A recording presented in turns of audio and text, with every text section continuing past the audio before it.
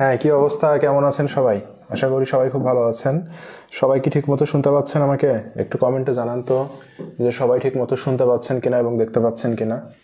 একটু সবাই কমেন্টে জানাবেন যে ঠিক মতো শুনতে পাচ্ছেন কিনা এবং দেখতে পাচ্ছেন কিনা ভাইয়া। ওকে, তাহলে সবাই, হ্যাঁ, ওয়ালাইকুম আসসালাম। আশা করি সবাই খুব ভালো আছেন। সবাই কি ঠিক মতো শুনতে পাচ্ছেন এবং দেখতে পাচ্ছেন? আশরাফ মেহেদি দেখতে পাচ্ছি, মোহাম্মদ আলামিন, মেহেদি হাসান, এসএফ শিহাব আর রিফাত, তারা যুক্ত হয়েছে লাইভে। সবাই একটু বন্ধুদেরকে মেনশন করে দেন। আমরা আর্থিক বিবরণী ক্লাস করছিলাম।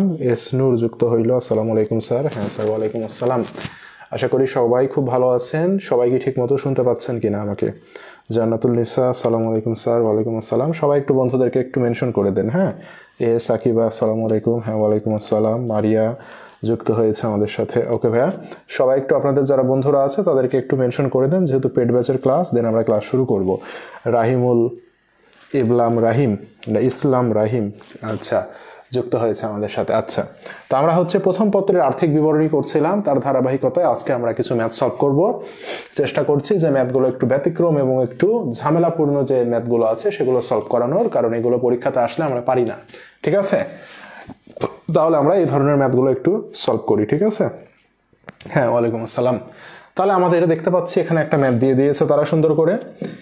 এখানে একটা ম্যাথ দেওয়ার পরে দেখেন, এই ম্যাথটা যশোর বোর্ড 2023-এর ম্যাথ সম্ভবত, আমি যতদূর মনে পড়ে এটা যশোর বোর্ডের ম্যাথ। হ্যাঁ, সম্ভবত যশোর বোর্ড 2023-এ এই ম্যাথটা আসছিল। হ্যাঁ, আমরা 23-এর ম্যাথগুলো আগে সব সলভ করি, দেন আমরা 22, 21 অন্যান্য যে ম্যাথগুলো আছে সেগুলো সলভ করব। ওকে, তাহলে সেখানে দেখি। হ্যাঁ, ওয়ালাইকুম আসসালাম ভাইয়া, ভালো আছি। হ্যাঁ, চলে যাই আমরা। দেখেন, নগদ তহবিল, আসবাবপত্র, অফিস সাপ্লাইজ, প্রাপ্য হিসাব, প্রদেয় হিসাব। আমরা জানি প্রাপ্য হিসাব সম্পদ, সেটা ডেবিটে বসে। প্রদেয় হিসাব দায়, সেটা কোথায় বসবে? ক্রেডিটে বসবে। অনাদায়ী পাওনা সঞ্চিতি, হ্যাঁ ভাই, আমরা জানি অনাদায়ী পাওনা সঞ্চিতি যেটা রেওয়া মিলে দেয়া থাকে সেটাকে আমরা বলি পুরাতন। তাহলে অনাদায়ী পাওনা সঞ্চিতি যেটা রেওয়া মিলে দেয়া থাকে তাকে আমরা কি বলি? পুরাতন অনাদায়ী পাওনা সঞ্চিতি বলি, রাইট? মূলধন দেয়া আছে, পুঞ্জীভূত অবচয় দেয়া আছে কার? আসবাবপত্রের। অনুপার্জিত সেবায় দেয়া আছে, অনুপার্জিত সেবায় একটি চলতি দায় হিসাব। উত্তোলন দেয়া আছে, সেবায় দেয়া আছে, বেতন খরচ দেয়া আছে, ভাড়া খরচ দেয়া আছে, বিবিধ খরচ দেয়া আছে। তাহলে ভাইয়া দেখেন, প্রশ্নে যেহেতু সেবায় দেয়া আছে, তাহলে এটাই কোন ব্যবসা প্রতিষ্ঠানের অঙ্ক হবে ভাইয়া? এটা সেবামূলক ব্যবসা প্রতিষ্ঠানের ম্যাথ। কোন মূলক ভাইয়া? সেবামূলক ব্যবসা প্রতিষ্ঠানের ম্যাথ। দেখেন, এই অঙ্কে কোনো ক্রয় বিক্রয় দেয়া নাই। যদি প্রশ্নে ক্রয় বিক্রয় দেয়া থাকতো তাহলে সেটি ক্রয় বিক্রয়মূলক ব্যবসা প্রতিষ্ঠানের অঙ্ক হতো। আর এখানে দেখেন, ক্রয় বিক্রয় না দিয়ে কি দিয়েছে? সেবায় দিয়েছে। সেবায় যদি দেয়া থাকে তাহলে এটা সেবামূলক ব্যবসা প্রতিষ্ঠানের ম্যাথ। মনে থাকবে ভাইয়া, এটা আমাদের সেবামূলক ব্যবসা প্রতিষ্ঠানের ম্যাথ। ওকে, আর ক্রয় বিক্রয় দেওয়া থাকলে সেটা ক্রয় বিক্রয়মূলক ব্যবসা প্রতিষ্ঠানের ম্যাথ হবে। ওকে, এবার আমাদের দেখি, আমরা জানি যে আমাদের কিছু সমন্বয় দেওয়া থাকবে, সে সমন্বয়গুলো পড়ি। বলছে ভাড়ার 1/4 বকেয়া রয়েছে, অনুপার্জিত সেবা আয়ের 2/3 অর্জিত হয়েছে, বাকিতে অফিস সরঞ্জাম ক্রয় 5,000 টাকা হিসাবভুক্ত হয়নি, সাপ্লাইজ মজুদ আছে 10,000, আসবাবপত্রের ওপর 10% অবচয় ধার্য করতে হবে, প্রাপ্য হিসাবের 6,000 টাকা আদায়যোগ্য নয়, অবশিষ্ট প্রাপ্য হিসাবের ওপরে 5% অনাদায়ী পাওনা সঞ্চিতি রাখতে হবে।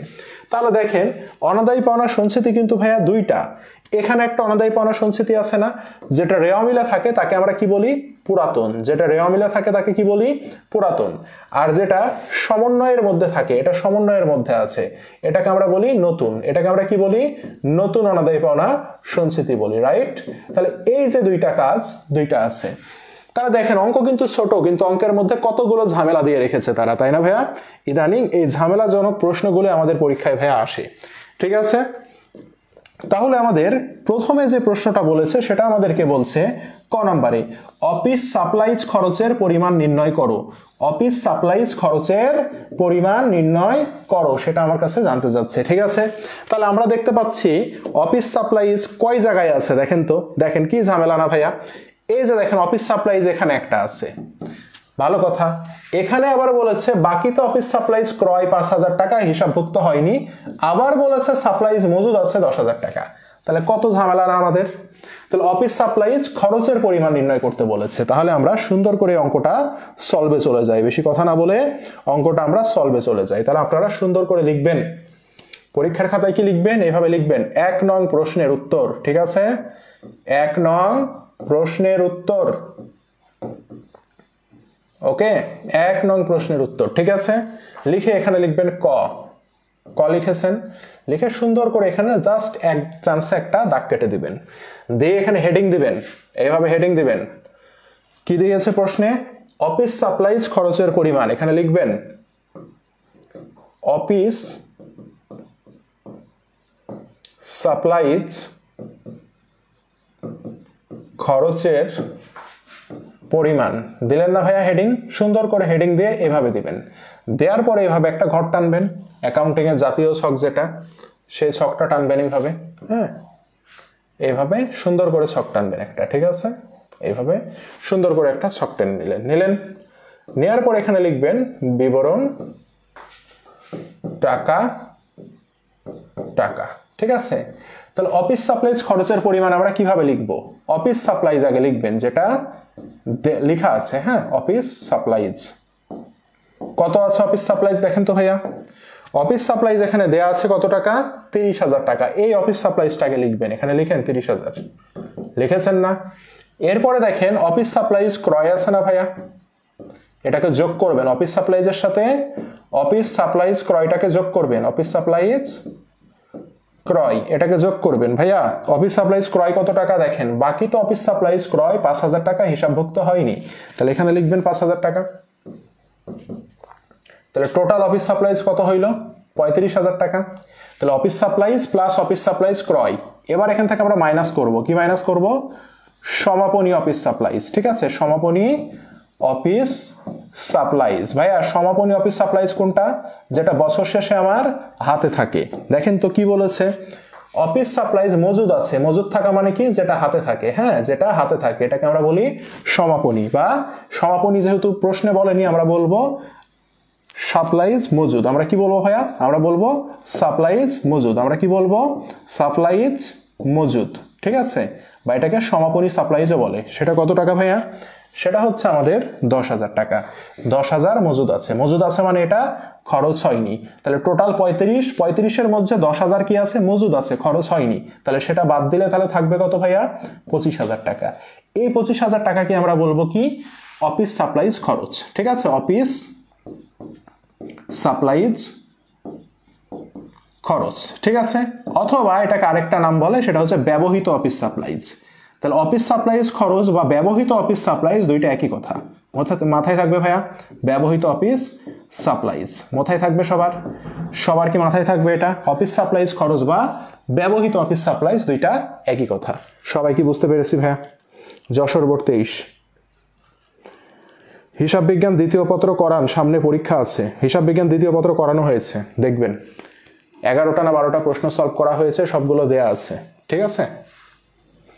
দেখবেন, হ্যাঁ? দ্বিতীয় পত্র করাই প্রথম পত্র করাচ্ছি, দ্বিতীয় পত্র অনেক আগেই শেষ হয়েছে।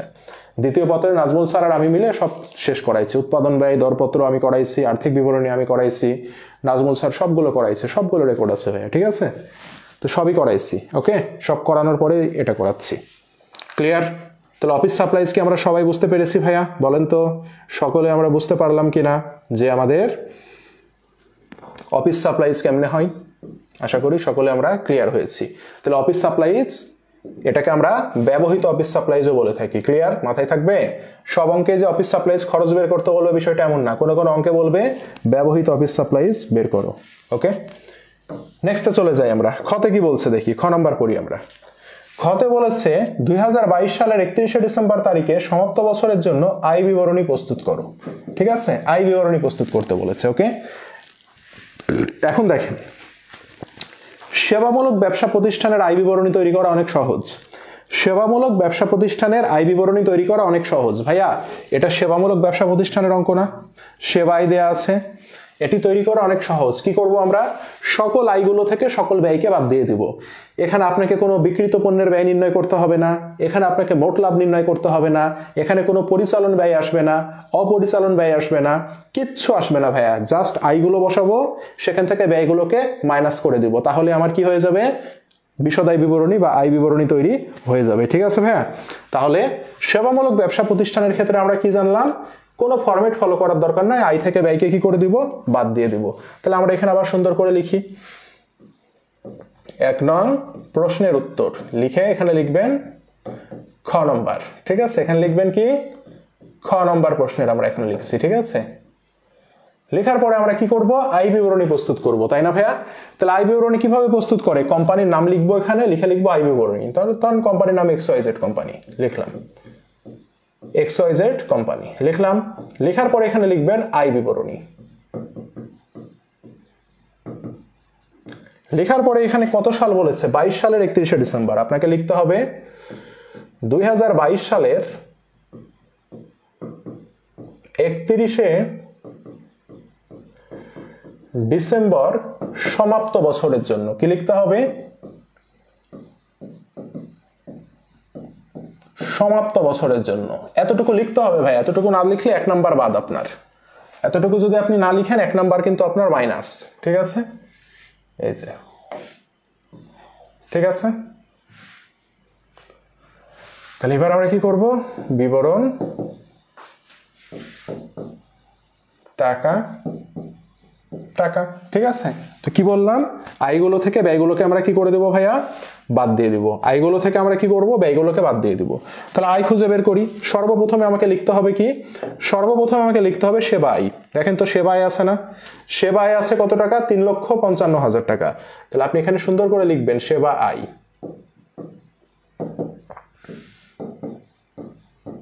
লেখা হয়েছে ভাইয়া, সেবা আয় 3,55,000। এরপরে দেখেন সেবা আয়ের কি বলেছে, দেখেন তো, অনুপার্জিত সেবা আয়ের 2/3 অর্জিত হয়েছে। তাহলে সেবা আয়ের সাথে অর্জিত সেবা আয় কি করতে হবে, যোগ করতে হবে, প্লাস অর্জিত। তাহলে সেবা আয়ের যতটুকু কি হয়েছে, অর্জিত আয়, সেটাকে কি করব আমরা, যোগ করব। ঠিক আছে, সেবা আয় অর্জিত হয়েছে কি বলেছে ভাইয়া, অনুপার্জিত সেবা আয়ের, অনুপার্জিত সেবা আয়ের 2/3 অর্জিত হয়েছে। তাহলে অনুপার্জিত সেবা আয় আছে কত, 75,000 টাকা। এই 75,000 টাকার 2/3, তাহলে 75,000 টাকার কি করব আমরা, 2/3, তাই না ভাইয়া? তাহলে হয় 50,000 টাকা হয়, তাই না ভাইয়া? বলেন তো, 3 25 75, 25 দুগুণে 50। তাহলে কত হইলো ভাই আমাদের, দেখি তো এখানে, আমাদের এখানে হয়েছে 4,05,000 টাকা হইলো। আচ্ছা, এরপরে আসি আমরা। তারপর আর কিছু বলেছে, সেবাই রিলেটেড কিছু কি বলেছে, আর দেখেন তো, অনুপার্জিত সেবাই আসবাবপত্র, আর কিছু নাই, সেবাইয়ের আর কিছু নাই। দেখি তো আর কোন আয় হিসাব আছে নাকি, আর কোনো আয় হিসাব নাই। তাহলে এবার আমরা যেটা করব, মাইনাস করব। কি মাইনাস করব ভাইয়া, আয় থেকে ব্যয় সমূহকে মাইনাস করতে হবে। আয় থেকে কি বাদ দিব আমরা, ব্যয় সমূহকে বাদ দিব। আয় থেকে কি বাদ দিব ভাইয়া, আয় থেকে বাদ দিব আমরা ব্যয় সমূহকে বাদ দিয়ে দিব। ঠিক আছে, এখন ব্যয়গুলো আমরা একে একে লেখা শুরু করি। ঠিক আছে, দেখি ব্যয় কি আছে আমাদের। ব্যয় আমরা দেখতে পাচ্ছি অফিস সাপ্লাইজ, তাই না? তো অফিস সাপ্লাইজ খরচ কত টাকা হয়েছে ভাইয়া, অফিস সাপ্লাইজের একটা ব্যয় বের হয়েছে না আমাদের, অফিস সাপ্লাইজ ব্যয় কত টাকা বের হয়েছে দেখি তো আমরা। এই যে অফিস সাপ্লাইজের খরচ কত টাকা বের হয়েছে, 25,000 টাকা বের হয়েছে। কেমনে বের হয়েছে, ক নম্বরে করেছি। তাহলে আমরা এখানে লিখব অফিস সাপ্লাইজ খরচ 25,000 টাকা। কি লিখব, অফিস সাপ্লাইজ খরচ লিখব, ক হতে পেয়েছি, এটা কই থেকে পেয়েছি, ক হতে পেয়েছি, কত টাকা, 25,000 টাকা। এই পর্যন্ত ক্লিয়ার ভাইয়া সবাই? আচ্ছা, এরপরে দেখি তো আর কি আছে ভাইয়া। এরপরে আমরা দেখতে পাচ্ছি প্রাপ্য হিসাব, প্রদেয় হিসাব, অনাদায়ী পাওনা সঞ্চিতি, তাই না? এখানে অনাদায়ী পাওনা সঞ্চিতির একটা কাজ আছে, তাই না ভাইয়া? বলেন তো। দেখেন কি বলেছে, প্রাপ্য হিসাবের 6,000 টাকা আদায়যোগ্য নয়। তাহলে প্রাপ্য হিসাব থেকে যে টাকা আমি পাবো না সেটাকে আমরা বলি নতুন অনাদায়ী পাওনা। তাহলে এটার কাজ কি? আমাদেরকে লিখতে হবে নতুন অনাদায়ী পাওনা। নতুন অনাদায়ী পাওনা কত টাকা ভাইয়া বলেছে? প্রাপ্য হিসাব থেকে আদায়যোগ্য নয় হচ্ছে 6,000 টাকা। তাহলে এই 6,000 টাকা আমাদেরকে সুন্দর করে এখানে বসাইতে হবে। হ্যাঁ, এই যে 6,000 টাকা বসাইলাম। এর সাথে আমরা যোগ দিব, কি যোগ দিব? নতুন সঞ্চিতিকে যোগ দিব। কি যোগ দিব? নতুন সঞ্চিতিকে যোগ দিব। ভাইয়া নতুন সঞ্চিতি কোথায় থাকে? এই যে এখানে থাকে, দেখেন। এবং অবশিষ্ট প্রাপ্য হিসাবের 5% অনাদায়ী পাওনা সঞ্চিতি রাখতে হবে। তাহলে দেখেন প্রাপ্য হিসাবের 6,000 টাকা আদায়যোগ্য নয়। তাহলে প্রাপ্য হিসাব আছে কত ভাইয়া? প্রাপ্য হিসাব আছে 1,25,000 টাকা। এখান থেকে বলেছে 6,000 টাকা আদায়যোগ্য নয়। তাহলে 1,25,000 থেকে আমরা কি করব? 6,000 টাকাকে মাইনাস করব। করেছি ভাইয়া। করার পরে যে টাকাটা আছে তার উপরে আমরা কি করব ভাইয়া? নিচে লিখি। হ্যাঁ, কি করব? প্রাপ্য হিসাব আছে 1,25,000, এখান থেকে আদায়যোগ্য নয় কত? 6,000 টাকা। তাহলে সেটা বাদ দিলাম। বাদ দেওয়ার পরে যে টাকাটা তার উপরে আমাকে 5% করতে হবে। তাহলে এটা কত টাকা আসে ভাইয়া বলেন তো? 1,19,000 টাকার 5% কত হয় বলেন তো? 1,19,000 টাকা আর 5% কত হয়? শূন্য কাটেন, শূন্য কাটেন। তাহলে কত? 119কে 5 দিয়ে যদি আমরা গুণ করি, 5 9 45 এর 5 হাতে থাকে 4, 5 1 কে 5 আর 4 এ 9, 5 1 কে 5, তাহলে 595 আর একটা শূন্য, তাহলে 59,50 টাকা থাকে। 59,50 টাকা থাকে। তাহলে কি করব? নতুন অনাদায়ী পাওনার সাথে নতুন অনাদায়ী পাওনা সঞ্চিতিকে যোগ করব। করলে হবে 11,950 হয়েছে। মাইনাস করব কি ভাইয়া? মাইনাস করব আমরা পুরাতন সঞ্চিতি। কি করব? পুরাতন সঞ্চিতিকে মাইনাস করব। ভাইয়া পুরাতন সঞ্চিতি কই থাকে? আমি বারবার বলেছি পুরাতন সঞ্চিতি হচ্ছে এই যে রেওয়া মিলে থাকে। কই থাকে? রেওয়া মিলে থাকে। এই 5,000 টাকা আমরা কি করব? মাইনাস করে দিব। তাহলে থাকবে কত ভাইয়া? তাহলে থাকবে হচ্ছে 6,950। এটা কি বুঝতে পেরেছি ভাইয়া সবাই? এটা কি আমরা সবাই বুঝতে পেরেছি? একটু কমেন্টে জানান তো ভাইয়া সবাই দেখি। এতটুকু কি আমরা বুঝতে পেরেছি? এই অনাদায়ী পাওনার কাজটা কি আমরা সবাই বুঝতে পেরেছি ভাইয়া? অনাদায়ী পাওনা কোনটা ভাইয়া? নতুন অনাদায়ী পাওনা দেনাদারের কাছ থেকে বা প্রাপ্য হিসাবের কাছ থেকে যে টাকা পাবো না সেটাকে বলা হয় অনাদায়ী পাওনা। যেহেতু আমাদের এখানে বলে দিয়েছে প্রাপ্য হিসাবে 6,000 টাকা আদায়যোগ্য নয়, তার মানে যেহেতু কোথায় আছে? সমন্বয়ে আছে। এটাকে আমরা কি বললাম? নতুন অনাদায়ী পাওনা বললাম। এর সাথে নতুন সঞ্চিতি যোগ করতে হবে। নতুন সঞ্চিতি কি বলেছে? সমন্বয়ে আছে। অবশিষ্ট প্রাপ্য হিসাব, তাহলে প্রাপ্য হিসাব থেকে 6,000 টাকা পাবো না। প্রাপ্য হিসাব 1,25,000, 6,000 টাকা যেহেতু পাবো না, 1,25,000 থেকে 6,000 বাদ দেন, থাকে 1,19,000, ওর উপরে 5% করতে হবে। দেখেন 1,25,000 মাইনাস 6,000 ইন্টু 5% করে এত টাকা হইল। এখান থেকে বাদ দিতে হবে কাকে? পুরাতন সঞ্চিতিকে। ভাইয়া পুরাতন সঞ্চিতি কই থাকে ভাইয়া? এই যে যেটা রেওয়া মিলে থাকে, সেটাকে আমরা এই যে দেখেন বাদ দিয়েছি। দিয়ে যে টাকাটা থাকবে সেই টাকাটা আমরা এখানে বসাইছি। ক্লিয়ার ভাইয়া সবাই? সবাই কি ক্লিয়ার এই পর্যন্ত? আমাকে একটু বলেন তো। এগুলো পরীক্ষায় আসবে ভাইয়া, এগুলো ক্লিয়ার না হইলে পরীক্ষাতে পাস করতে পারবেন না। হয়েছে? আচ্ছা, এবার আসি আমরা। তাহলে আবার হচ্ছে পরবর্তী পেজে চলে গেলাম আমরা। ওই পেজে জায়গা হইল না।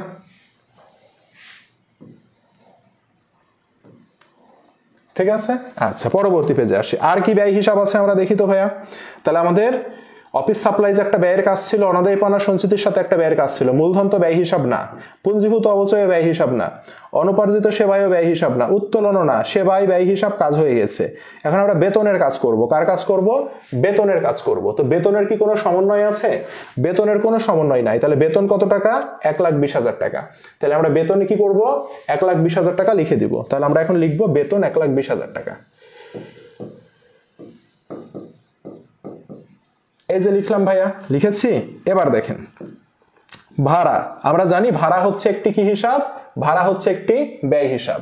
এখন দেখেন ভাইয়া ভালো করে বুঝবেন, এই ভাড়ার এই জিনিসটা অনেকে আপনারা ভুল করবেন। কি বলেছে দেখেন তো? ভাড়ার 1/4 বকেয়া রয়েছে। 1/4 মানে কি জানেন? 4 ভাগের 1 ভাগ। 4 ভাগের 1 ভাগ কি রয়েছে, বকেয়া আছে। নিচে যেটা থাকে এটা হচ্ছে মোট অংশ, আর এই মোট অংশের কি বলেছে, এক অংশ কি রয়েছে, বকেয়া আছে। তার মানে একটা হচ্ছে বকেয়া অংশ। এখন বলেন তো 4 ভাগের 1 অংশ যদি বকেয়া থাকে তাহলে আপনি ভাড়া প্রদান করেছেন কত অংশ বলেন, প্রদান করা হয়েছে কত অংশ বলেন, প্রদান করা হয়েছে কত অংশ, কে বলতে পারে দেখি। মোট অংশ হচ্ছে 4, মোট অংশ কত 4, এই 4 অংশের মধ্যে 1 অংশ আপনি প্রদান করেননি, তাহলে আপনি প্রদান করেছেন কত অংশ বলেন তো, 3 অংশ প্রদান করেছেন না। আর যেটা আমি প্রদান করেছি সেটা কোথায় থাকে বলেন তো, যেটা আমি প্রদান করেছি সেটা রেওয়া মিলে থাকে না। তার মানে আমরা কি বলতে পারি 3 অংশ মানে হচ্ছে 60,000 টাকা। তাহলে বলেন 3 অংশ মানে যদি 60,000 টাকা হয় তাহলে বকেয়া কত অংশ, বকেয়া 1 অংশ, তাহলে বকেয়া অংশ মানে কত বলেন তো। 3 অংশ মানে যদি 60,000 টাকা হয় তাহলে আমরা বলতে পারি না 60,000 ভাগ 3 অংশ গুণন 1 অংশ, তাহলে এটা বকেয়ার টাকা পাবো আমরা। বকেয়ার টাকা কত, 20,000 টাকা না ভাইয়া, বলেন। এটা কি আমরা বুঝতে পেরেছি ভাইয়া, বলেন তো, বলেন এটা কি আমরা বুঝতে পেরেছি। অনেকে এটা যেটা করবে সেটা হচ্ছে কি করবে, ভাড়ার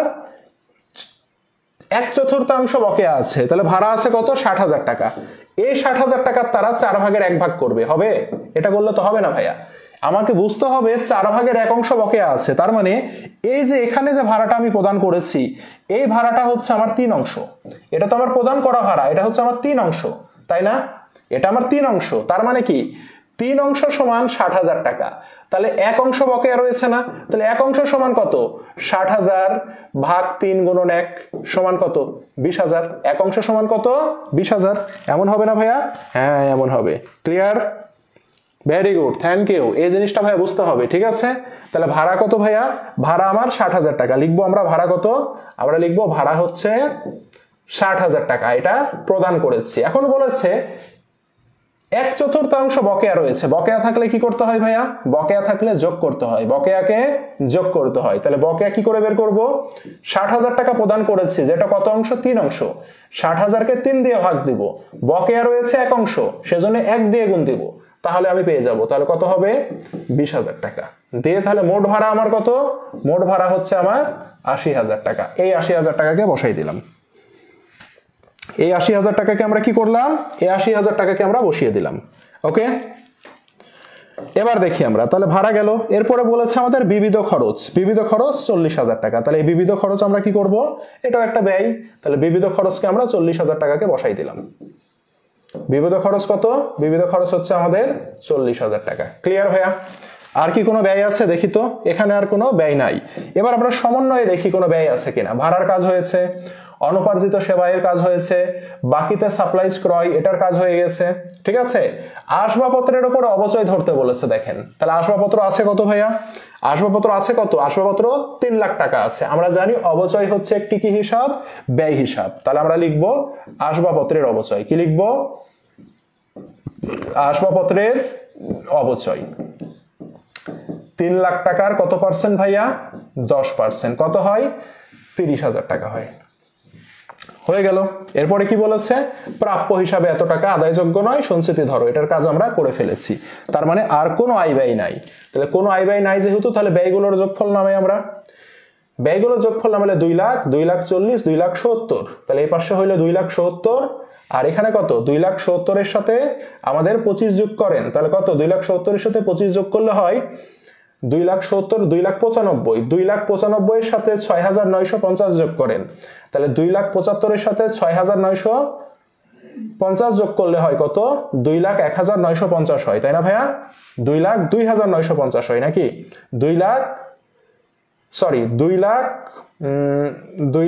1,950 হয়, তাই না, 2 লাখ 1,950 হয়। বিবিধ খরচ মানে হচ্ছে আনুষঙ্গিক অন্যান্য খরচ, হ্যাঁ, অনেকগুলো খরচের সমষ্টি, ঠিক আছে। তাহলে ভাই কত হয় বলেন তো, 2 লাখ 95 এর সাথে 6 যোগ করলে 2 লাখ 1,950 হয়, তাই না। তাহলে আমাদের মোট খরচ কত, 2 লাখ 1,950, হ্যাঁ, 2 লাখ 1,950 হয়েছে ভাইয়া। তাহলে এই যে 2 লাখ 1,950 এটা মোট খরচ। আর আমার আয় কত ছিল বলেন তো, আমার আয় কত ছিল, আমার আয় ছিল 4,05,000। এখন 4,05,000 থেকে আমরা যদি এটা বাদ দিয়ে দিই তাহলে আমরা লাভ পেয়ে যাব না, 4,05,000 থেকে যদি আমরা বাদ দিয়ে দিই কাকে, 2,01,950 তাহলে আমরা কি পাবো? লাভ পাবো না ভাইয়া? 3,01,950, ও সরি, হ্যাঁ রাইট, 3,01,950, রাইট, থ্যাংক ইউ, 3,01,950, তাই না? সরি, 3,01,950। তাহলে আমরা বাদ দিব কাকে ভাইয়া? 3,01,950 যদি আমরা বাদ দিই তাহলে কত থাকে বলেন তো?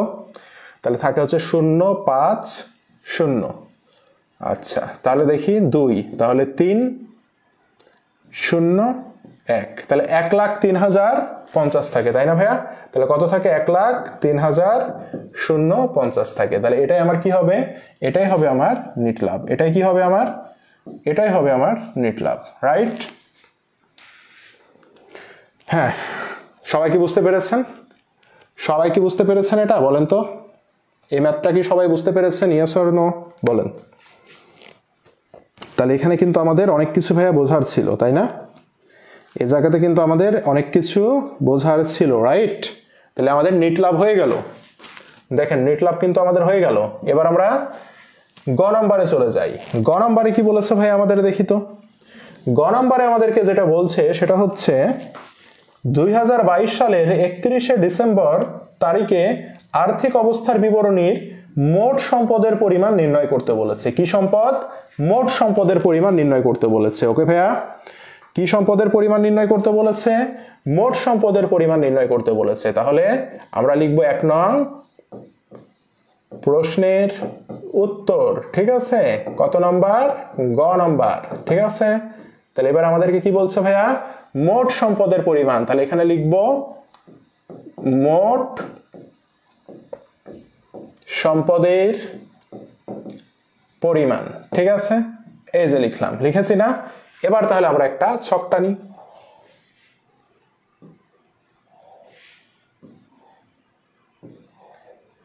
টানলাম ছক ভাইয়া।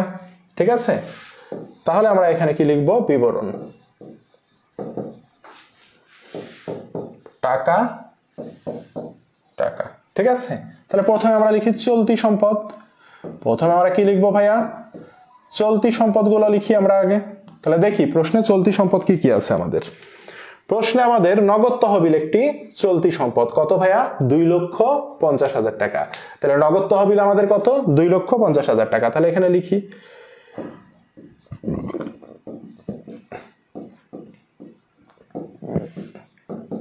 কি, নগদ তহবিল তো চলতি সম্পদ নাকি? তারপর আসবাবপত্র স্থায়ী সম্পদ এখানে আসবে না। অফিস সাপ্লাইজ ভাইয়া আমাদের চলতি সম্পদ, কিন্তু অফিস সাপ্লাইজের কোনটা আসবে? যেটা মজুদ আছে। অফিস সাপ্লাইজের যেটা মজুদ আছে, যেটা হাতে আছে, সে ততটুকু অংশ কি হবে? যতটুকু মজুদ থাকে অতটুকু সম্পদ। তাহলে অফিস সাপ্লাইজ মজুদ 10,000 টাকা। তাহলে আমরা লিখবো অফিস সাপ্লাইজ মজুদ 10,000 টাকা। ঠিক আছে ভাইয়া, তাহলে অফিস সাপ্লাইজ কি বললাম? কোনটা চলতি সম্পদের মধ্যে হবে? যতটুকু আমার মজুদ থাকবে বা যতটুকু হাতে থাকবে, সমাপনী মজুদের মতো, অতটুকুই আমার চলতি সম্পদ হবে। বুঝতে পেরেছি ভাইয়া? এরপরে আসি, দেখি তো আর কি আছে। এরপরে আমাদের দেখেন প্রাপ্য হিসাব আছে, আছে না? প্রাপ্য হিসাব, এই যে প্রাপ্য হিসাব, তাহলে প্রাপ্য হিসাব কত আছে? 1,25,000 টাকা। প্রাপ্য হিসাব চলতি সম্পদ। তাহলে প্রাপ্য হিসাব থেকে কি কি আমরা বাদ দিব জানেন? প্রাপ্য হিসাব আগে লিখি 1,25,000 টাকা। এখান থেকে আমরা মাইনাস করব কি কি জানেন? নতুন কি বাদ দিব? নতুন অনাদায়ী পাওনাকে বাদ দিব। কি বাদ দিব? নতুন অনাদায়ী পাওনাকে বাদ দিব। তাহলে ভাইয়া প্রাপ্য হিসাব থেকে নতুন অনাদায়ী পাওনাকে বাদ দিব। ভাইয়া নতুন অনাদায়ী পাওনা কই থাকে বলেছি? নতুনগুলো সবসময় সমন্বয়ে থাকে। তাহলে প্রাপ্য হিসাবে 6,000 টাকা আদায়যোগ্য নয়। প্রাপ্য হিসাবের যত টাকা আদায়যোগ্য নয় সেটাকে আমরা বলি অনাদায়ী পাওনা। তাহলে আমরা বাদ দিব কত টাকা? 6,000 টাকা। নতুনগুলো বাদ দিব, বাকি থাকে কত? 1,19,000 টাকা বাকি থাকে, তাই না ভাইয়া? এখান থেকে আবার বাদ দিব, কি বাদ দিব? নতুনগুলোকে বাদ দিব। নতুন কাকে বাদ দিব? নতুন সঞ্চিতিকে বাদ দিব। ঠিক আছে, তাহলে নতুন সঞ্চিতি কই থাকে ভাইয়া? নতুন সঞ্চিতি থাকে এই যে প্রাপ্য হিসাবের 5% অনাদায়ী পাওনা সঞ্চিতি রাখতে হবে। কই থাকে? সমন্বয়ে থাকে। নতুন সঞ্চিতি কই থাকে? সমন্বয়ে থাকে। ওকে, তাহলে দেখি তো 5% কত হয়? আমরা কিন্তু অলরেডি একবার হিসাব করেছি, তাই না ভাইয়া? নতুন সঞ্চিতির 5% কত টাকা হয় আমরা একবার হিসাব করেছি না? দেখেন তো বিশদায় বিবরণীতে, এই যে দেখেন নতুন সঞ্চিতি কত, নতুন সঞ্চিতি কত? 5,950। এই টাকাটা কি করব? অনাদায় পাওনা সঞ্চিতি থেকে বাদ, প্রাপ্য হিসাব থেকে বাদ দিতে হবে। তাহলে 5,950। তাহলে বলেন 1,19,000 থেকে 5,950 বাদ দিলে কত হবে? কত হবে বলেন তো ভাইয়া, কে বলতে পারে দেখি? কত হবে? 1 লক্ষ, আচ্ছা সরি, 1,13,000 না, 1,13,050, তাই না ভাই? 1,13,050 হয়, 1,13,050 হয় না ভাইয়া? বলেন তো 1,13,050 হয়? বলেন 1,13,050 হয় না ভাইয়া? 1,13,050 হয় কিনা বলেন সবাই? 1,13,050 হয় কিনা? ভুল হইলে একটু বললেন, হ্যাঁ। তাহলে আমরা প্রাপ্য হিসাব গেল, অনাদায় পাওনা সঞ্চিতি গেল, মূলধন তো না, এটা না, অনুপার্জিত সেবাই না, উত্তোলন না, সেবাই না, বেতন খরচ না, ভাড়া খরচ না, বিবিধ খরচ না, আর কোনো চলতি সম্পদ নাই। এখন এখানে আমরা দেখি ভাড়া বকেয়া রয়েছে, ভাড়া ব্যয়, ব্যয় যদি বকেয়া থাকে তাহলে সেটি কি হয়ে যায়? দায় হয়ে যায়, মানে এটি চলতি সম্পদ না। অনুপার্জিত সেবায়, অনুপার্জিত সেবায় অর্জিত হয়েছে, অনুপার্জিত সেবায় দায়। বাকিতে অফিস সরঞ্জাম ক্রয় হিসাবভুক্ত হয়নি, মানে এটা পাওনাদার আসবে, হবে না। সাপ্লাইজের কাজ হয়েছে, আসবাবপত্র তো স্থায়ী সম্পদ, প্রাপ্য হিসাবের কাজ হয়েছে, তার মানে আর কোনো আমাদের কি নাই? আর কোনো আমাদের চলতি সম্পদ নাই। তাহলে চলতি সম্পদগুলোকে আমরা যোগ করি, কত হয় দেখি? 2,60,000। 2,60,000-এর সাথে আমরা যদি 1,13,000 যোগ করি তাহলে কত হবে? 3,73,050 টাকা হবে, তাই না? 3,73,050 টাকা হবে। 3,73,050 হবে আমাদের কি? মোট চলতি সম্পদ। কি হবে ভাইয়া? মোট চলতি সম্পদ হবে কত? 3,73,050 টাকা। এই পর্যন্ত সবাই বুঝতে পেরেছি ভাইয়া? 3,73,050 হবে কি? মোট চলতি সম্পদ। এবার আমাদের কি করতে হবে? এবার আমাদেরকে স্থায়ী সম্পদ নির্ণয় করতে হবে। কি সম্পদ ভাইয়া? স্থায়ী সম্পদ। তাহলে আমরা স্থায়ী সম্পদে চলে যাই।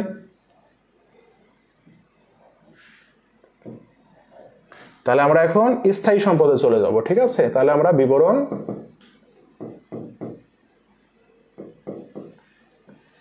টাকা টাকা। এবার স্থায়ী সম্পদ আছে কত ভাইয়া? আমরা দেখি তো। স্থায়ী সম্পদ আমাদের আছে কত টাকা? আসবাবপত্র একটা স্থায়ী সম্পদ, কত? 3 লাখ টাকা। এই জায়গাতে সবাই একটু মনোযোগ দিবেন। তাহলে আমরা এখানে লিখবো আসবাবপত্র 3 লাখ টাকা।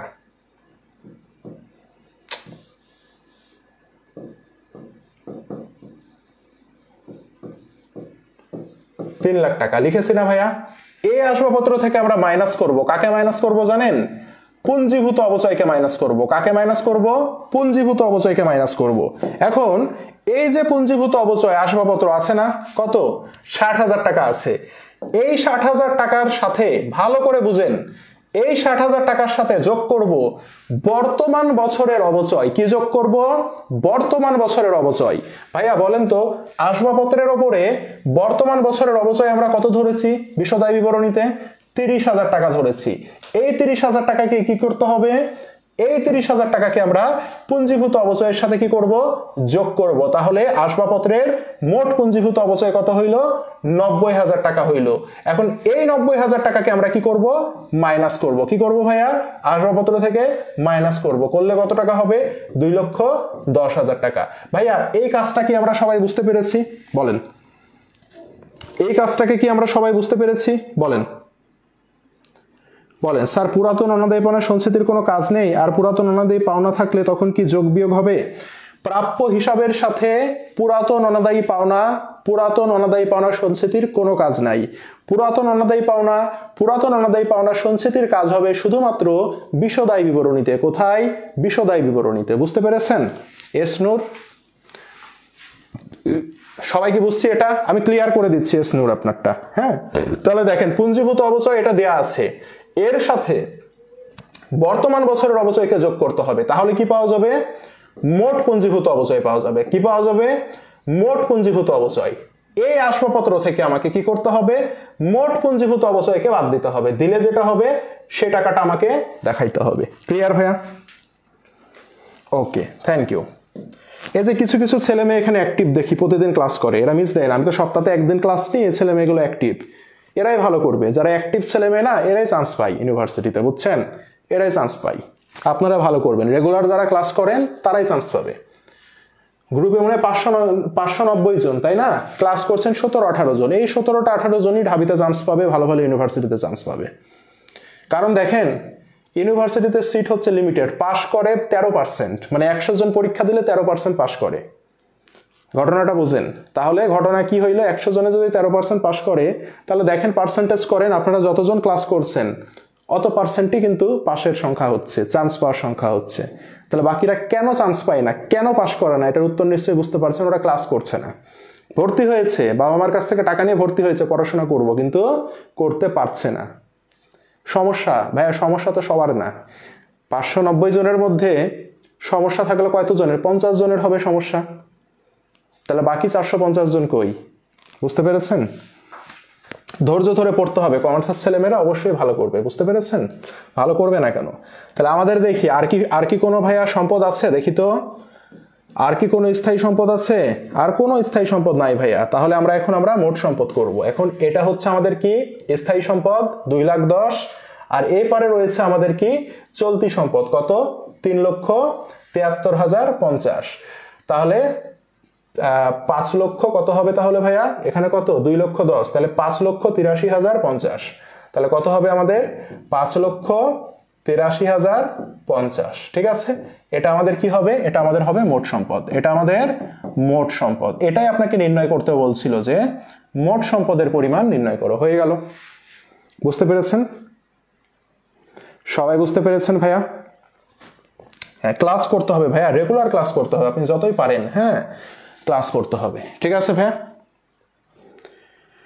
তাহলে এটাই হচ্ছে আমাদের মোট সম্পদের পরিমাণ বের হলো। ভাইয়া একই তো জিনিস, দেখেন একই জিনিস কিন্তু বারবার ঘুরে ফিরে আসছে। মোট লাভ নির্ণয় করো, নিট লাভ নির্ণয় করো, মোট সম্পদ বের করো, মোট দায় বের করো, মালিকানা সত্ত্ব বের করো, একই জিনিস আসছে, একই জিনিস আপনাদেরকে করাই দিচ্ছি। কিন্তু পরীক্ষার হলে সবাই পারবে না, তার কারণ কি? ক্লাস করে না, করে যায়নি, বুঝে না, বাসায় প্র্যাকটিস করে না। পার্থক্যটা তো এখানেই তৈরি হবে, বুঝেন না? পার্থক্য কিন্তু এখানেই তৈরি হবে ভাইয়া, বুঝছেন?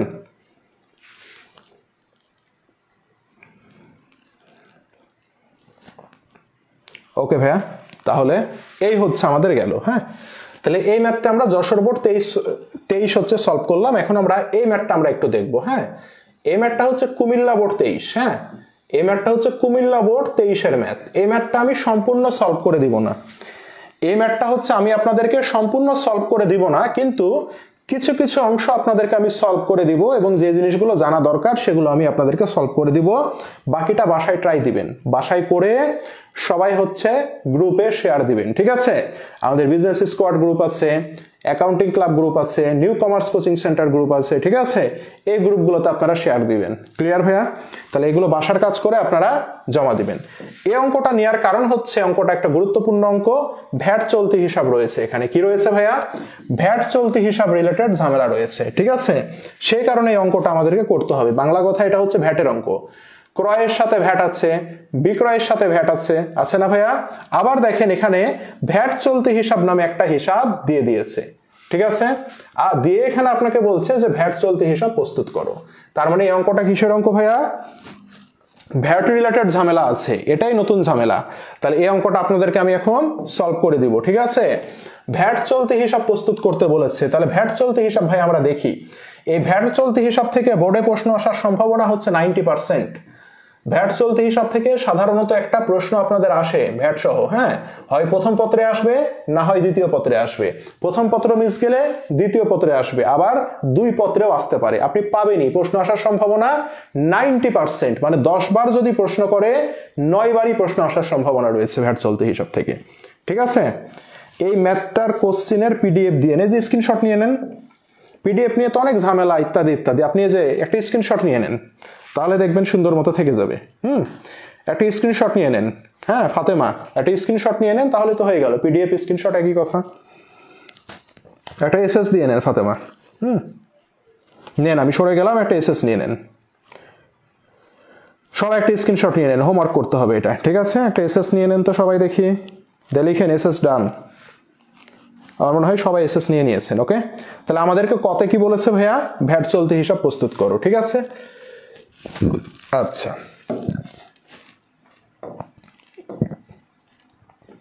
তাহলে আমরা এখন ভ্যাট চলতি হিসাব প্রস্তুত করি, ঠিক আছে? তাহলে এখন আমরা হেডিং দিব কি, ক নাম্বার দিব, দিয়ে লিখবো ভ্যাট চলতি হিসাব। এই যে ক নাম্বার দিয়েছি না, দিয়ে এখন আমরা লিখবো ভ্যাট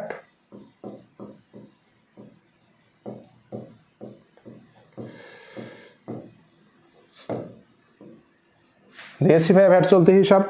আচ্ছা আচ্ছা, একজন বলছে ফোন নষ্ট, স্ক্রিনশট নিতে পারছি না। আচ্ছা, ওর ফোন নষ্ট, স্ক্রিনশট নিতে পারছে না। আপনারা যারা স্ক্রিনশটটা নিয়েছেন তারা ওই যে মেসেঞ্জার গ্রুপ আছে না, ক্লাস শেষে মেসেঞ্জার গ্রুপে স্ক্রিনশটটা দিয়ে দিবেন, ঠিক আছে? আচ্ছা, তাহলে ভ্যাট চলতি হিসাব প্রস্তুত করি। ভাইয়া ভ্যাট চলতি হিসাব মানে আমাদেরকে একটা খতিয়ান করতে হবে। কি করতে হবে? খতিয়ান করতে হবে। আমরা যেহেতু 2 দিন পরে এইচএসসি পরীক্ষা দিব, খতিয়ান কেমনে করে আমরা নিশ্চয়ই সবাই জানি নাকি? খতিয়ান কেমনে করে আমরা নিশ্চয়ই সবাই জানি, ঠিক আছে? এটা জেরের ঘর থাকে, তারপর এখানে কিসের ঘর থাকে? ক্রেডিট থাকে, এখানে কি থাকে? ডেবিট থাকে, এখানে কি থাকে? জাবেদা পৃষ্ঠা থাকে, এখানে কি থাকবে ভাইয়া? তারিখ থাকবে, আর এখানে বিবরণ থাকবে, ঠিক আছে? তাহলে ভ্যাট চলতি হিসাব, এখানে থাকবে তারিখ, এখানে থাকবে বিবরণ। যেহেতু খতিয়ান করছি এখানে থাকবে জাবেদা পৃষ্ঠা। কি থাকবে ভাইয়া? জাবেদা পৃষ্ঠা। এখানে থাকবে ডেবিট টাকা। কি টাকা ভাইয়া?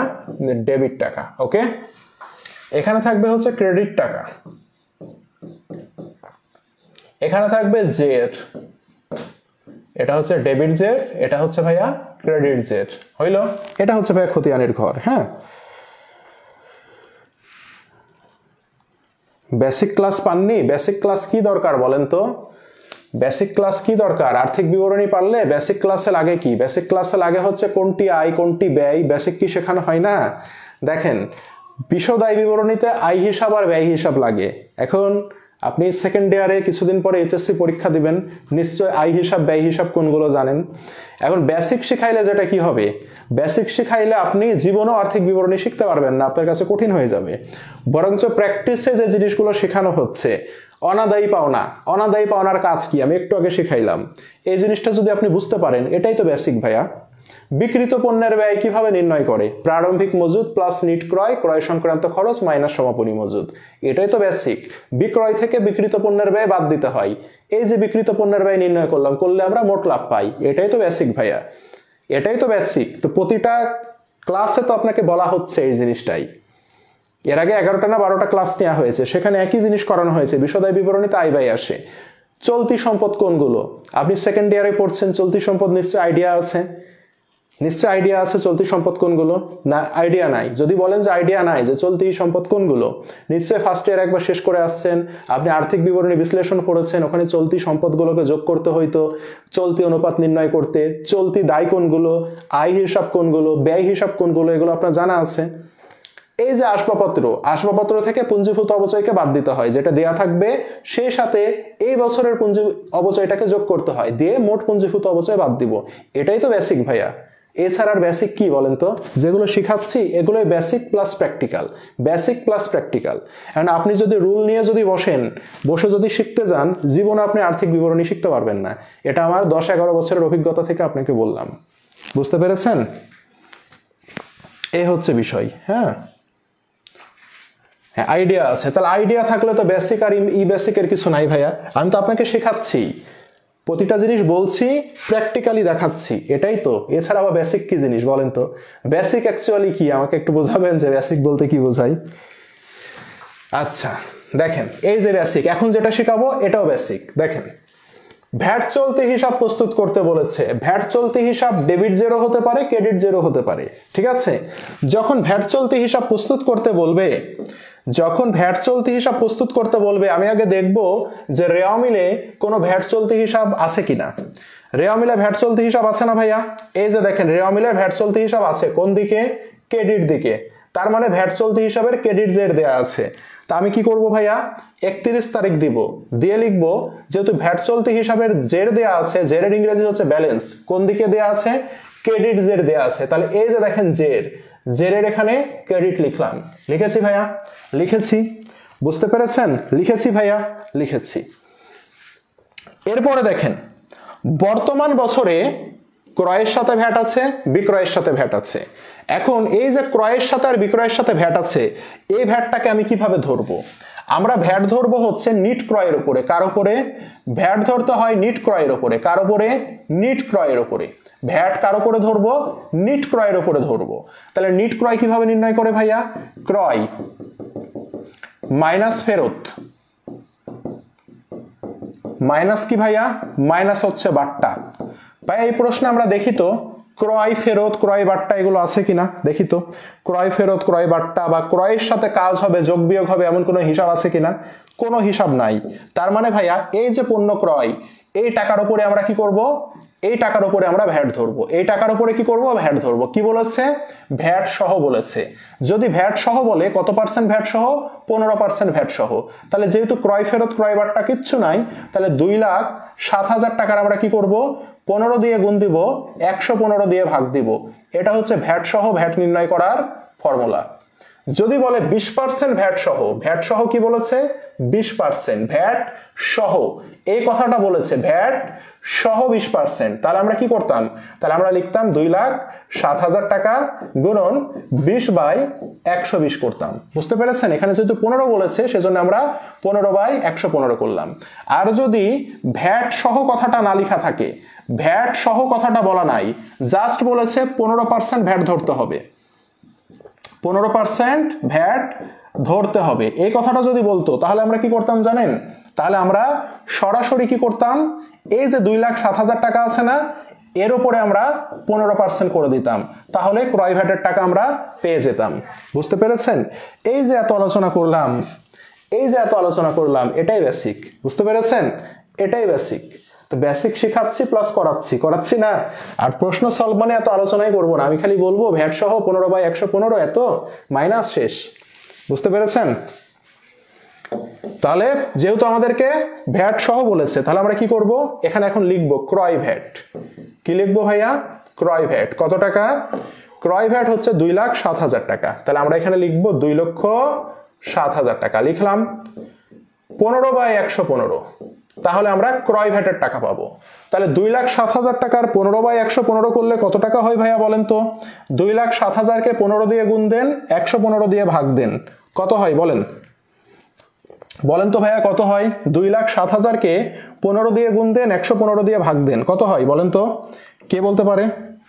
কেউ কি বলতে পারেন এটা করলে কত হয়? এটা কি আমাকে বলতে পারেন কেউ কত হয় ভাইয়া? কে বলতে পারেন আমাকে কত হয়? না পারেন না, বলেন। কে বলতে পারি আমরা কত হয়? 27,000 টাকা হয়। Very good. তাহলে দেখেন ক্রয় ভ্যাট, ক্রয় ভ্যাট ডেবিট জের প্রকাশ করে। কি বললাম ভাইয়া? ক্রয় ভ্যাট হচ্ছে ডেবিট জের প্রকাশ করে, মনে থাকবে? ক্রয় ভ্যাট হচ্ছে ডেবিট জের প্রকাশ করে, সেজন্য আমরা এই যে ডেবিট টাকাতে 27,000 বসাবো, বসাইছি। ক্রেডিট দিকে কত টাকা আছে? জেরে 30,000, ডেবিট দিকে আছে কত? 27,000। ক্রেডিট আর ডেবিট ঘর আলাদা হয়ে গেছে। যদি ঘর আলাদা হয়ে যায়, একটা থেকে আরেকটা বিয়োগ করব, বিয়োগ করলে কত টাকা হয়? 3,000 টাকা হয়। এখন এই 3,000 টাকা আমি কোন ঘরে বসাবো ভাইয়া? 3,000 টাকা আমি ক্রেডিট জেরে বসাবো। কেন ক্রেডিট জেরে বসাবো? কারণ ক্রেডিট জেরে টাকার পরিমাণ বেশি, সে কারণে। হ্যাঁ, খতিয়ান করার বেসিক নিয়ম, এটা নিশ্চয়ই জানেন আপনারা, নাকি জানেন না এটা? এই যে জের করলাম। এবার বিক্রয় ফেরত, সরি বিক্রয় ভ্যাট। তাহলে বিক্রয়ের সাথে কি ফেরত বাট্টা কিছু আছে? বিক্রয়ের সাথে ফেরত বাট্টা কিছু নাই। তাহলে 2,87,500-র উপরে যেহেতু ভ্যাট সহ বলেছে, তাহলে আমরা কি করব? আমরা এখানে লিখবো বিক্রয় ভ্যাট। এই যে 2,87,500 এর উপরে আমরা কি করব? 15/115 করব। কত আসে বলেন তো? 2,87,500-র 15/115 করলে কত আসে ভাইয়া? কে বলতে পারে দেখি? 2,87,500-র যদি আমরা 15/115 করি তাহলে কত আসে বলেন? কত আসে ভাইয়া? কে বলতে পারে? দ্রুত বলেন। বিক্রয় ভ্যাট আছে 2 লক্ষ, বিক্রয় আছে 2,87,500, যেহেতু ভ্যাট সহ বলেছে 15/115 করব, তাহলে কত আসে বলেন? কত আসে ভাইয়া? কে বলতে পারি দেখি? কত আসে? কত আসে? কত আসে? 37,500 বিক্রয় ভ্যাট। মনে রাখবেন বিক্রয় ভ্যাট ক্রেডিট জের প্রকাশ করে। কি জের ভাইয়া? ক্রেডিট জের। তাহলে 37,500 কোথায় বসলো? ক্রেডিটে বসলো। জের আছে কি? ক্রেডিট জের আছে। তাহলে ক্রেডিট ক্রেডিট কি হয়ে যাবে? যোগ হয়ে যাবে কত? 40,500। এই যে শেষ। এটাই হচ্ছে ভ্যাট চলতি হিসাব। তাহলে ভাইয়া দেখেন তো ভ্যাট চলতি হিসাব কি জের প্রকাশ করলো? আমরা দেখতে পাচ্ছি ভ্যাট চলতি হিসাব ক্রেডিটে টাকা বসেছে সব শেষে, তাই না? তাহলে ভ্যাট চলতি হিসাব ক্রেডিট জের প্রকাশ করেছে। মনে রাখবেন ভ্যাট চলতি হিসাবের ক্রেডিট জের দ্বারা চলতি দায় প্রকাশ করে। কি ভাইয়া? ভ্যাট চলতি হিসাবের ক্রেডিট জের দ্বারা চলতি দায় প্রকাশ করে। এই যে 40,500 টাকা, এটা আমরা আর্থিক অবস্থার বিবরণীতে চলতি দায়ের মধ্যে দিব। আর ভ্যাট চলতি হিসাব যদি ডেবিট জের প্রকাশ করত, কি জের? ডেবিট জের যদি প্রকাশ করত তাহলে সেটি চলতি সম্পদ প্রকাশ করত। কি সম্পদ ভাইয়া? চলতি সম্পদ। তখন ওই টাকাটা আমরা কোথায় দিতাম? চলতি সম্পদের মধ্যে দিতাম। বুঝতে পেরেছি ভাইয়া সবাই? বলেন তো একটু দেখি, বলেন। তাহলে আমরা কি বুঝতে পেরেছি? ভ্যাট চলতি হিসাব আমরা অঙ্ক করে দেখছি কি জের প্রকাশ করেছে? ক্রেডিট জের প্রকাশ করেছে। লিখে নেন, নোট করেন, ভ্যাট চলতি হিসাবের ক্রেডিট জের চলতি দায় প্রকাশ করে। চলতি দায়ের মধ্যে আমরা 40,500 টাকা দিয়ে দিব। আর ভ্যাট চলতি হিসাব যদি ডেবিট জের প্রকাশ করতো, অঙ্ক করে যদি ডেবিট দিকে টাকা থাকতো তাহলে সেটি ডেবিট জের প্রকাশ করতো। ভ্যাট চলতি হিসাবে ডেবিট জের চলতি সম্পদ প্রকাশ করে, তখন সেটা চলতি সম্পদের মধ্যে দিতাম। ক্লিয়ার ভাইয়া? এই যে পড়াইলাম এটাই তো বেসিক নাকি? তা আমার পড়ানোর স্টাইল হচ্ছে ভাই আমি নিয়ম পড়াই না, আমি ম্যাথ সলভ করাইতে করাইতে ওই রিলেটেড যত নিয়ম আছে সব পড়াই দিই। আর আমি ম্যাথগুলো সিলেক্ট করি এইভাবে যে আমি যতগুলো ম্যাথ করাবো ওগুলো শেষ করতে পারলে আপনার সব নিয়ম কভার হয়ে যাবে। বুঝতে পেরেছেন? আমার পড়ানোর স্টাইল হচ্ছে এরকম। এবার আসি, এবার আমাদেরকে যেটা বলেছে দেখেন তো ভাইয়া কি বলেছে? বিক্রিত পণ্যের ব্যয় নির্ণয় করো। আমি এই পর্যন্তই আপনাদেরকে করে দিব, হ্যাঁ একটু ঝামেলা আছে। তারপরে বলেছে মোট মুনাফা এত টাকা ধরে সমাপ্ত বছরের আয় বিবরণী প্রস্তুত করো। এটা আপনাদের বাসার কাজ থাকবে, মানে টোটালটাই বাসার কাজ থাকবে, কিন্তু গ নাম্বারটা আমি করে দিব না, গ নাম্বারটা আপনারা করবেন, ঠিক আছে? আমি এখন বিক্রিত পণ্যের ব্যয়টা আপনাদেরকে বের করে দেখাবো জাস্ট খালি। বিক্রিত পণ্যের ব্যয়। তাহলে আমরা লিখবো বিক্রিত পণ্যের ব্যয়।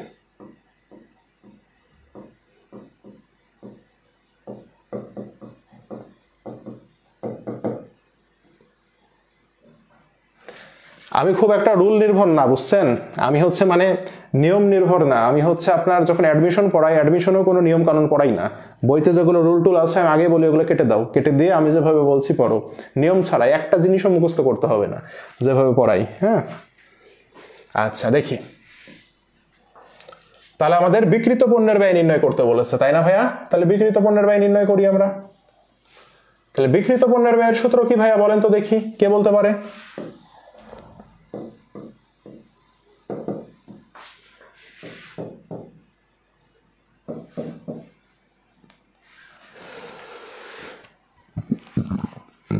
হ্যাঁ বেসিক করতে করতে অভ্যাস হয়ে গেছে। হ্যাঁ বেসিক তো, এটাও তো বেসিক রে বাবা, এটাও তো বেসিক, তাই না? এটাও তো বেসিক। বেসিক করে করে অভ্যাস হয়ে গেছে। বেসিকই শিখি আমরা কিন্তু পারি না, তাহলে লাভ আছে?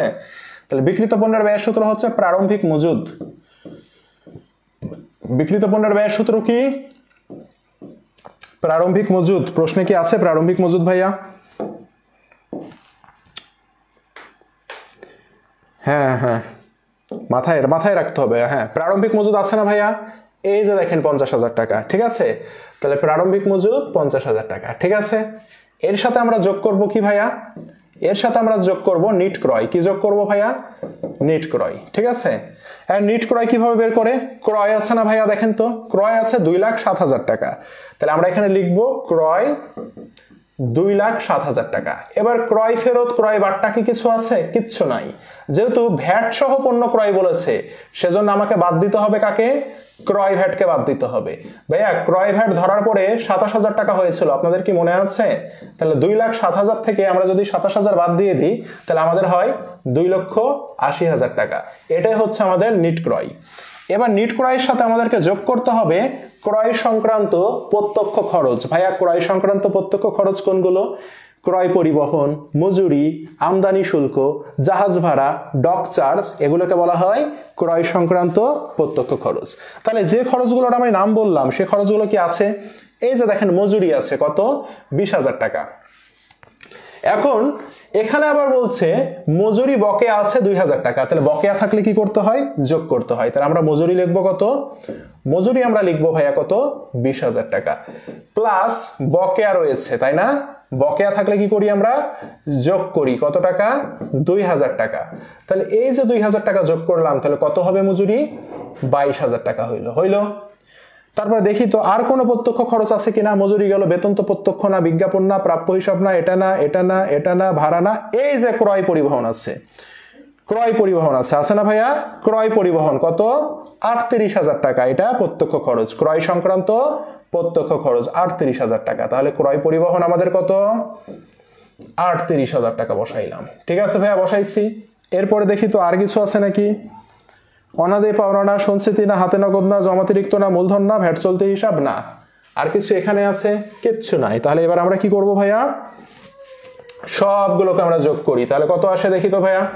এই দুইটা যদি আমরা যোগ করি তাহলে আসে 60,000 টাকা। 60,000 থেকে যদি আমরা 2,80,000 যোগ করি 3,40,000। 3,40,000 সাথে 50 যোগ করলে হবে 3,90,000 টাকা। হয়েছে না? এবার এখান থেকে আমরা বাদ দিব কাকে? সমাপনী মজুদকে বাদ দিতে হবে। কাকে বাদ দিতে হবে? সমাপনী মজুদকে আমাদেরকে বাদ দিতে হবে। তাহলে সমাপনী মজুদ কত টাকা আছে? আমরা জানি সমাপনী মজুদ সমন্বয়ে থাকে। কত টাকা? 60,000 টাকা আমরা বাদ দেব। তাহলে আমরা যদি এই 60,000 টাকাকে বাদ দিয়ে দিই তাহলে থাকবে কত টাকা ভাইয়া? আমাদের থাকবে হচ্ছে 3,30,000 টাকা।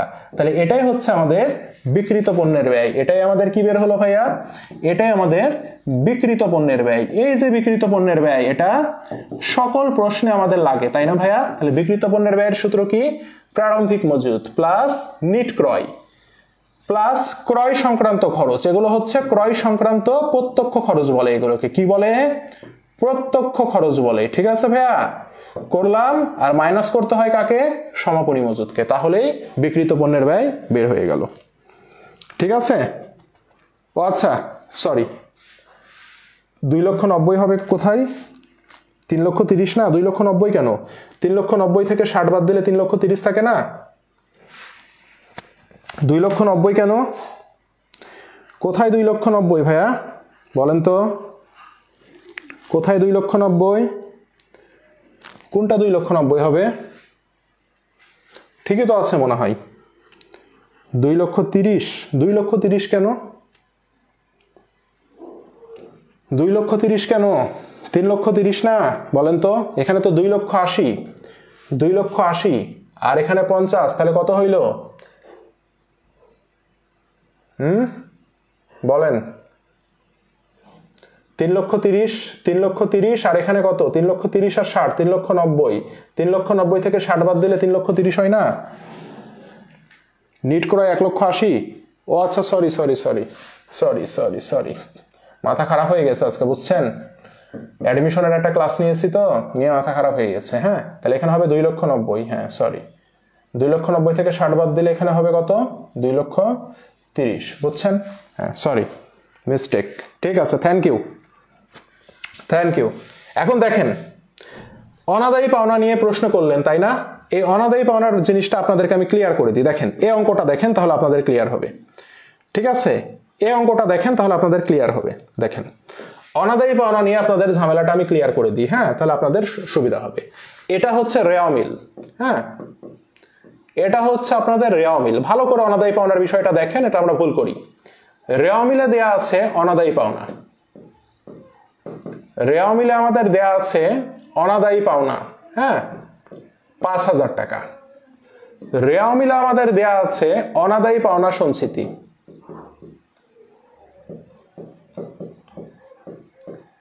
কত টাকা ভাইয়া? 2,000 টাকা। হইল? আর এটা ধরেন আমাদের সমন্বয়। ও আচ্ছা, রেওয়া মিলে আরেকটা জিনিস দেয়া আছে, সেটা হচ্ছে প্রাপ্য হিসাব। রেওয়া মিলে আমাদের দেয়া আছে প্রাপ্য হিসাব। ওকে, সেই প্রাপ্য হিসাব ধরেন 50,000 টাকা দেয়া আছে। কত ভাইয়া? 50,000। এবার আমাদের সমন্বয়, সমন্বয়ে কি দেয়া আছে ভাইয়া? সমন্বয় আছে এই যে দেখেন, প্রাপ্য হিসাবের 10,000 টাকা আদায়যোগ্য নয়। কত টাকা? 10,000 টাকা আদায়যোগ্য নয়। অবশিষ্ট প্রাপ্য হিসাবের উপর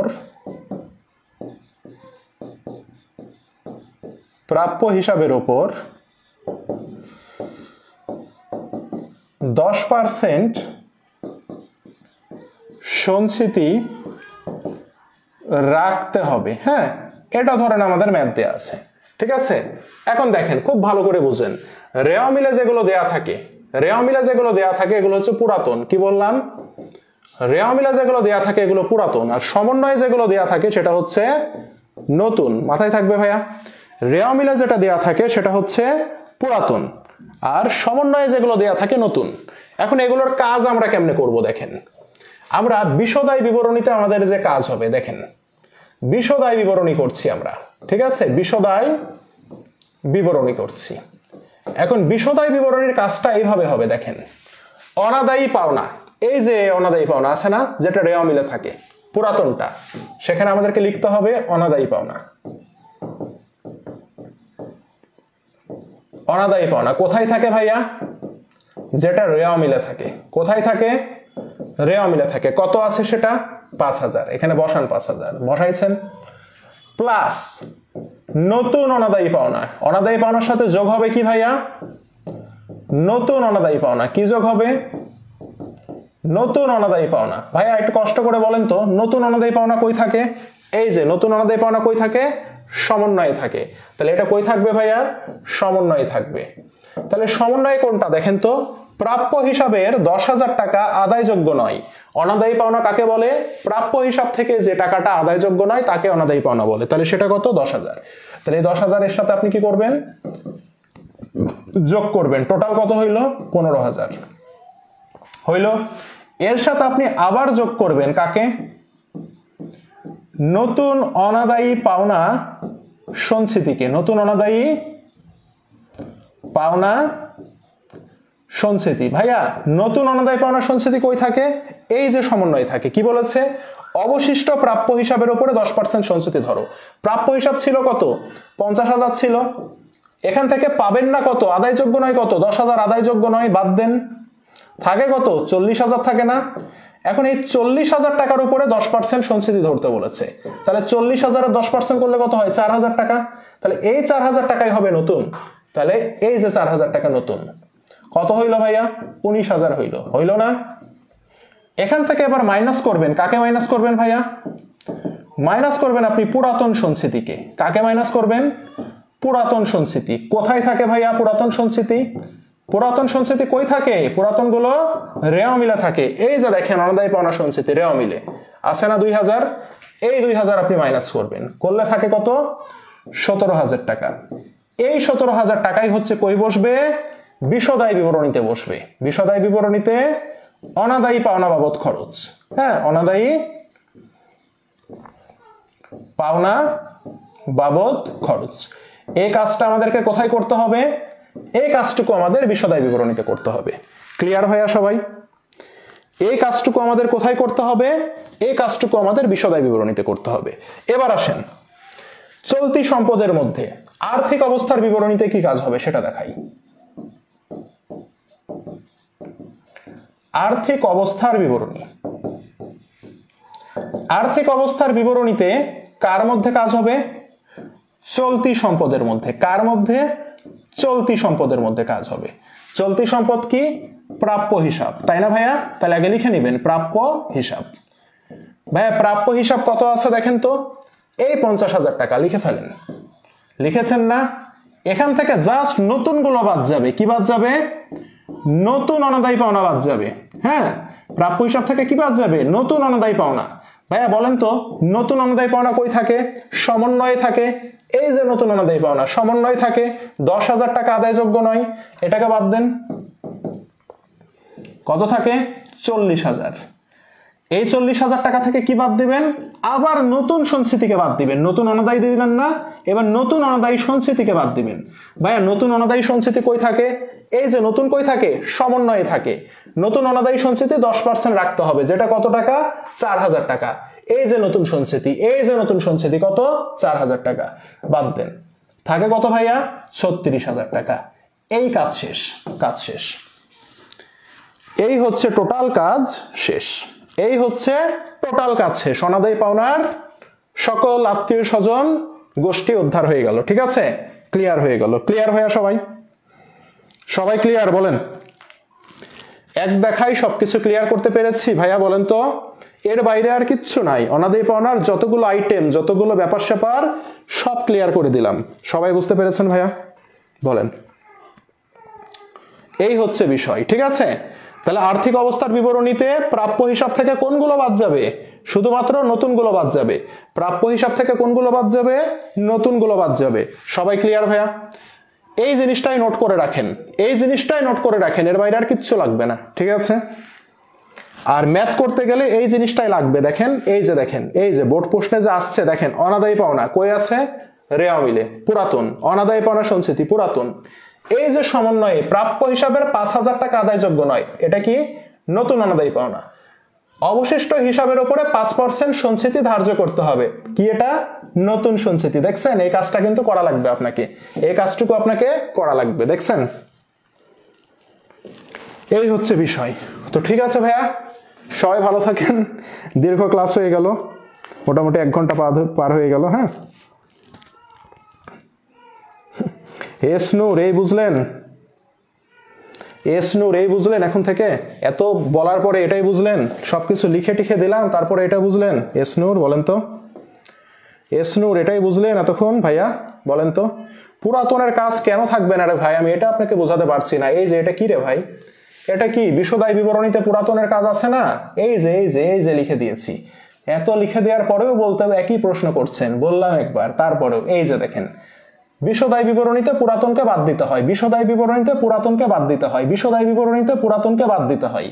এই কথা একবার বললাম, এতক্ষণ ধরে বোঝাইলাম, লিখে দিলাম, তারপরেও বলছেন যে পুরাতনের কোনো কাজ নাই। পুরাতনের কাজ নাই আর্থিক অবস্থার বিবরণীতে, আর্থিক অবস্থার বিবরণীতে পুরাতনের কোনো কাজ নাই, আর্থিক অবস্থার বিবরণীতে খালি নতুনগুলোকে বাদ দিব। বুঝতে পেরেছেন ইসনুর? ওকে, ঠিক আছে ভাইয়া, ভালো থাকেন তাহলে। শেষ করলাম, আল্লাহ হাফেজ। ও শনিবার, সামনে শনিবারে আপনাদের ক্লাসটা হবে না, কারণ ঢাকাতে প্রোগ্রাম আছে আমাদের। সামনে শনিবারে আমি ঢাকায় থাকবো, ক্লাসটা নিতে পারবো না। হ্যাঁ, ঢাকায় থাকবো মানে রাত্রে ব্যাক করব, মানে ঢাকায় থাকবো, রাত্রে ব্যাক করব। আপনারা হয়তো জানেন যে আমাদের অ্যাডমিশন এবং অফলাইন এক্সাম, ঢাকাতে একটা বড় প্রোগ্রাম আছে, সেই সাথে অ্যাডমিশন টেস্টের সংবর্ধনা অনুষ্ঠান আছে। তো আমি সামনে শনিবারে আমি ঢাকায় থাকবো, সেই কারণে সামনে শনিবারের ক্লাসটা হবে না। ওকে ভাইয়া, কোনো আমি গ্যাপ দেখে নিয়ে ট্রাই করবো। সবাই ভালো থাকেন, আল্লাহ হাফেজ।